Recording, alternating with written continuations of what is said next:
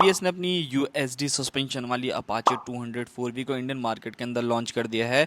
और इस बाइक का अगर 200 NS से कंपैरिजन ना किया जाए तो क्या ही फायदा। जी हाँ दोस्तों, आप सभी को पता होगा कि रिसेंटली टीवीएस ने अपनी अपाचे 200 4V के अंदर यूएसडी सस्पेंशन को इंक्लूड कर दिया है। सो अगर आप भी प्लान कर रहे हो कि क्या आरटीआर 200 4V लेना एक समझदारी है या फिर एनएस 200 को लेना एक समझदारी है, आज की वीडियो में हम लोग कंपैरिजन करने वाले हैं इसी टॉपिक पे।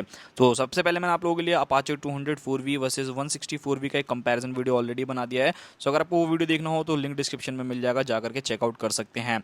स्टार्ट करते हैं लुक्स एंड डिज़ाइन से कि लुक्स एंड डिज़ाइन में कौन सी बाइक ज़्यादा बेटर है। सो सबसे पहले बात करूँ अगर मैं अपाचे के बारे में, तो देखो अपाचे जो 200 4V आती है काफ़ी अच्छी स्टाइलिंग है, काफ़ी अच्छी डिज़ाइनिंग आप लोगों को मिलती है।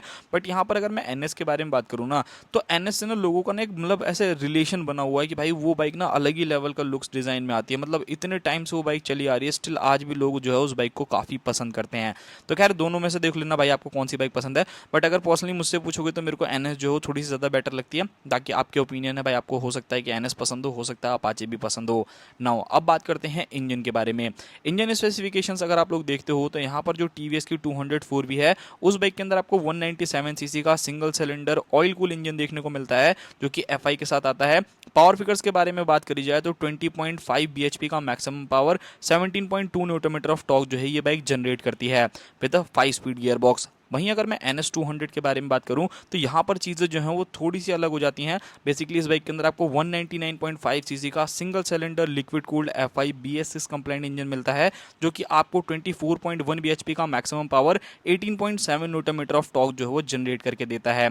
अब यहाँ पर अगर आप मेजर डिफरेंस देखोगे तो लगभग लगभग आपको 4 bhp का मैक्सिमम पावर में डिफरेंस मिलेगा और 1 से 1.5 न्यूटन मीटर तक का टॉर्क जो है वो डिफरेंस है। अब अगर भाई अब मैं रियल लाइफ में बात करता हूँ दोनों बाइक्स को चलाने में, तो डेफिनेटली एनएस जो है, अगर आपको एक ऐसी बाइक चाहिए जिसके अंदर परफॉर्मेंस ज़्यादा हो तो डेफिनेटली आप लोग जो है एनएस की तरफ जा सकते हो। और अगर आप लोगों को डेली पर्पस के हिसाब से चाहिए कि कंफर्टेबल होनी चाहिए बाइक, मेरे को हर सारे सारे काम करने हैं, ऑफिस भी जाना है, ऑफिस से घर भी आना है और भी मतलब बहुत सारी चीज़ें, सो आप डेफिनेटली जो है वो आप लोग अपनी अपाचे 200 4V के साथ जो है वो जा सकते हैं। मतलब आपको ऐसा होगा बहुत ज़्यादा पावर नहीं चाहिए, ठीक ठाक पावर चाहिए मेरे को, कोई दिक्कत नहीं है। बात करी जाए यहाँ पर अगर मैं सेकंड चेंज के बारे में बात करता हूँ तो एक चीज़ आप ज़रूर ध्यान में रखना कि यहाँ पर जो अपाचे है उसके अंदर आप लोगों को ऑयल कूल देखने को मिलता है, बट वहीं अगर आप लोग एनएस को देखते हो तो वहाँ पर आपको लिक्विड कूल मिल जाता है। वहीं अगर मैं नेक्स्ट डिफरेंस के बारे में बात करूँ तो अपाचे जो रहने वाली है वो आपको 5 स्पीड गियर बॉक्स के साथ मिल जाती है। सो थोड़ा सा सिटी में जो काम रहेगा वो आपका बेटर कर देगी। बट एनएस के बारे में बात की जाए तो उसके अंदर आपको 6 स्पीड का गियर बॉक्स मिलता है, जिसकी वजह से अगर आप लोगों को टॉप स्पीड मारना ज़्यादा पसंद है ना, तो डेफिनेटली आप टॉप स्पीड भी जो है वो अचीव कर सकते हो अच्छी। अब बात करते हैं दोनों ही बाइक्स के अंदर आने वाले फीचर्स के बारे में। सो यहाँ पर अगर आप लोग एनएस को देखते हो या फिर अपाचे को देखते हो तो अपाचे के अंदर आपको फ्रंट में एलईडी हेडलाइट्स देखने को मिलेगी, रियर में जो टेल लाइट है वो आप लोगों को एलईडी देखने को मिलने वाली है। उसी के साथ अगर मैं अदर फीचर्स के बारे में बात करूँ, प्रॉपर डिजिटल मीटर मिलेगा, राइडिंग मोड्स आप लोगों को बाइक में मिलेंगे, स्लीपर क्लच, एडजस्टेबल लीवर, उसी के साथ डुअल चैनल एबीएस जैसे फीचर जो है ये बाइक आपको ऑफर कर देती है। अगर मैं एनएस के बारे में बात करता हूँ तो एनएस के अंदर भी आपको अच्छे खासे फीचर्स देखने को मिलते हैं। सबसे पहले अगर आप लोग देखोगे तो यहाँ पर आप लोगों को ऑल एलईडी सेटअप देखने को मिलता है, जो कि आपको अपाचे में मिसिंग देखने को मिलेगा। यहाँ पर आपको बाइक के अंदर राइडिंग मोड्स देखने को मिलते हैं, बट वो राइडिंग मोड ना एक्चुअल राइडिंग मोड्स नहीं है, वो बेसिकली एबीएस के मोड्स हैं, जिसमें आप एबीएस को जो है वो अपने हिसाब से जो है वो एडजस्ट कर सकते हो। 3 से 4 मोड जो है उस बाइक के अंदर आप लोगों को मिल जाएंगे।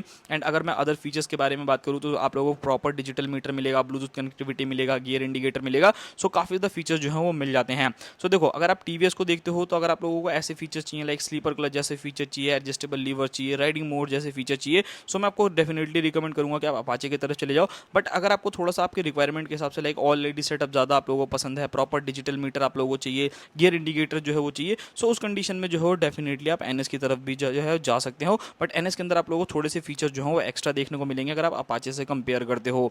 नाउ अब बात करते हैं दोनों ही बाइक्स की माइलेज के बारे में कि माइलेज कितना मिल जाता है और फ्यूल टैंक जो है वो कितना रहने वाला है। सो अगर आप दोनों ही बाइक्स को देखोगे तो दोनों ही बाइक्स के अंदर आपको 12-12 लीटर का फ्यूल टैंक जो है वो देखने को मिलने वाला है। एंड अगर मैं एवरेज के बारे में बात करूँ तो दोनों ही बाइक्स आपको लगभग लगभग 30-35 के आसपास का तक का एवरेज जो है वो निकाल करके दे देंगी। मतलब अगर आपको ऊपर डिपेंड करता है कि आप बाइक को कैसे चलाते हो, हार्ड एंड फास्ट चलाओगे तो माइलेज कम भी हो सकती है, एंड अगर आप नॉर्मली चलाओगे तो आपको थोड़ा सा जो है अच्छा माइलेज भी मिल जाएगा। नाउ अब बात करते हैं ब्रेकिंग सिस्टम के बारे में। सो यहाँ पर अगर आप लोग ब्रेकिंग देखते हो तो अपाचे के अंदर आपको 270 mm की फ्रंट डिस्क एंड 240 mm की रियर डिस्क देखने को मिलने वाली है, 2 पिस्टन कैलिपर के साथ फ्रंट में, एंड रियर में आपको सिंगल पिस्टन ही देखने को मिलता है। बट अगर आप लोग यहाँ पर देखते हो NS 200 को तो यहाँ पर आपको 300 mm की डिस्क देखने को मिलेगी, एंड रियर में अगर आप जाते हो तो 230 mm की रियर डिस्क मिल जाती है। सो अगर आप ब्रेकिंग रिस्पॉन्स के बारे में बात करूँ ना, सो डेफिनेटली यहाँ पर 30 mm जो है वो ज़्यादा बड़ा रहने वाला है ब्रेकिंग आप लोगों का NS का, तो यहाँ पर आपको ब्रेकिंग बाइट जो है वो थोड़ी सी ज़्यादा बेटर मिलेगी। बट अगर आप रियर ब्रेक देखते हो तो रियर ब्रेक जो है अपाचे की थोड़ी ज़्यादा बेटर रहेगी, बिकॉज यहाँ पर आपको 10 जो है वो रियर ब्रेक बड़ी देखने को मिलती है। बात करते हैं हम इन दोनों ही बाइक्स के टायर साइज़ के बारे में कि टायर में आपको क्या क्या डिफरेंस मिलेगा। सो यहाँ पर तो टायर मुझे ऐसा लगता है कि हाँ डेफिनेटली टीवीएस को जो है वो अपग्रेड करना चाहिए, बिकॉज इस बाइक के अंदर अगर आप जाते हो तो फ्रंट के अंदर आपको 90/90 17 के फ्रंट टायर, 130/70 आपको रियर टायर देखने को मिलते हैं। और वही अगर आप लोग देते हो NS200 की तरफ तो वहां पर आपको क्या है 180/17 से आपको फ्रंट टायर, 130/70 के रियर टायर मिलते हैं। सो देखो NS की तरफ जाओगे ना तो उसके अंदर आपको जो रियर वाला टायर है वो रेडियल नहीं मिलता, बट अपाचे के साथ आपको रेडियल मिलता है, बट फ्रंट वाला टायर छोटा है। तो देखो दोनों अगर बाइक के मैं कॉन्फिडेंस के बारे में बात करूँ तो NS के अंदर थोड़ा सा ज़्यादा बेटर आपको कॉन्फिडेंस आएगा, मतलब अच्छा खासा लीन जो है वो आप लोग कर सकते हो, वहाँ पर आपको कोई भी शिकायत नहीं आएगी। बाकी दोनों ही बाइक जो है वो ट्यूबलेस टायर के साथ आप लोगों को मिल जाती हैं। एंड यहाँ पर अगर मैं बात करता हूँ सस्पेंशन फीडबैक के बारे में कि सस्पेंशन कैसा रहने वाला है, सो अगर आप NS को देखते हो तो उसके अंदर भी आपको USD देखने को मिलता है, एंड अगर आप अपाचे को देखते हो तो उसके अंदर आपको गोल्डन कलर की USD मिलते हैं। बट जो मेरा मानना है भाई, मेरे को ऐसा लगता है कि जो आप लोगों की सस्पेंशन आप लोगों को देखने को मिलता है NS के अंदर ना, वो उतना ज़्यादा बेटर नहीं है। USD सस्पेंशन तो है बट वो उतना ज़्यादा बेटर नहीं है। बट अगर आप RTR की तरफ जाओगे ना तो वहाँ पर आपको 37 के गोल्डन कलर की USD मिलते हैं, जो कि काफ़ी ज़्यादा बेटर जो है वो आपको फीडबैक देने वाले हैं।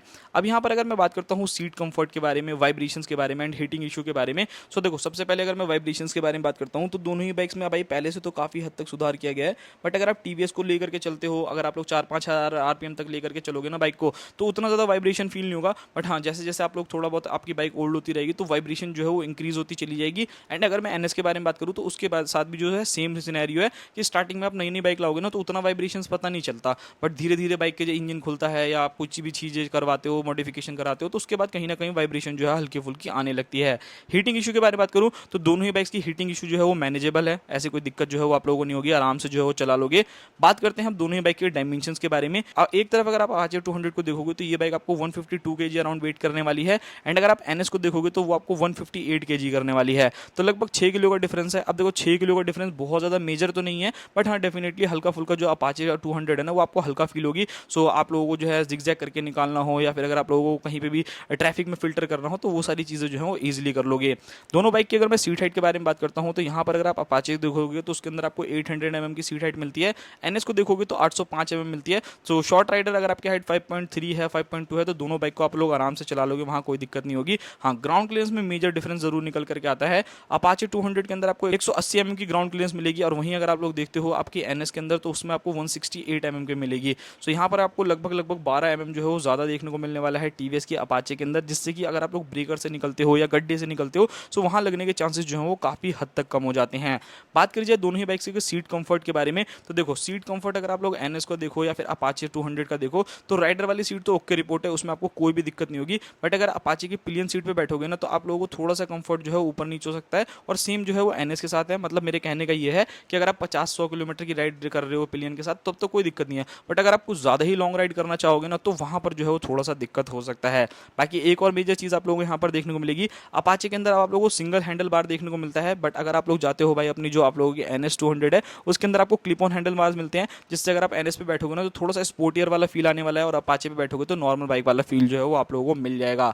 और यहाँ पर अगर मैं प्राइसिंग के बारे में बात करता हूँ कि दोनों बाइक की प्राइसिंग क्या रहने वाली है, तो यहाँ पर अगर आप प्राइसिंग देखोगे ना तो बहुत ज़्यादा डिफरेंस नहीं है। जो USD वाली आपकी Apache आई है वो आप लोगों को 1,79,000 रुपीज़ में जो है वो ऑन रोड मिल जाती है, एंड अगर आप लोग NS की तरफ जाते हो तो वो लगभग 1,83,000 या 84,000 रुपीज़ कॉस्ट करती है, तो लगभग 4,000-5,000 रुपये का डिफरेंस है। तो देखो भाई मेरा यहाँ पर ये कहना है, अगर आपको थोड़ा सा पावर ज़्यादा चाहिए, आपको फीचर ज़्यादा चाहिए, आप लोगों को लुक ज़्यादा बेटर चाहिए, सो मैं आपको डेफिनेटली कहूँगा कि आप NS200 की तरफ चले जाओ। बट अगर आपका बजट थोड़ा कम है, 4-5 हज़ार रुपये आप एक्स्ट्रा नहीं लगाना चाहते, आपको मतलब सफिशेंट पावर चाहिए, सस्पेंशन ज़्यादा अच्छे चाहिए, आपको स्लीपर क्लच जैसे फीचर चाहिए, एडजस्टेबल लीवर चाहिए, तो यहाँ पर कहीं ना कहीं आप लोगों के लिए Apache जो है वो ज़्यादा बेटर रहने वाली है, डेली लाइफ में जो है वो ज़्यादा अच्छी जो है वो फील कराएगी। सो ये था पूरा वीडियो, मिलते किसी और नेक्स्ट वीडियो में। अगर आपको ऐसे ही और कंपैरिजन वीडियो चाहिए फटाक से कमेंट कर दो, आपका भाई आप लोगों के लिए वीडियोस बना देगा।